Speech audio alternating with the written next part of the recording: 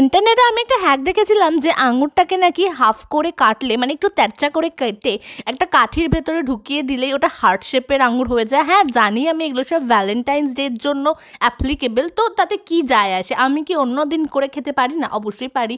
তো আমার না আঙুরের সেদ্ধ হয়ে যাওয়ার ভিডিওটাতে না আমাকে একজন কমেন্ট করেছিল যে আঙুরগুলো সেদ্ধ হয়ে গেছে বলে দুঃখ পাওয়ার কোনো দরকার নেই। তো সেই জন্য উনি বলেছিলেন গ্রিন মইতো বানিয়ে খাবেন আঙুর দিয়ে, তো সেটা নাকি খেতেও অনেক সুন্দর। তো আমি তো কোনোদিনও খাইনি, তো ভাবলাম যে আজকে বানাই এবং বানিয়ে খাই। আমি তো এটা প্রথমে খাচ্ছি। আমি একটা সাজেশন দেবো যে আঙুরটাকে প্রথমত তো ভালো করে পিষতে হবে, আর ওটার মধ্যে একটু নুন দেবেন আর একটু লেবু দেবেন।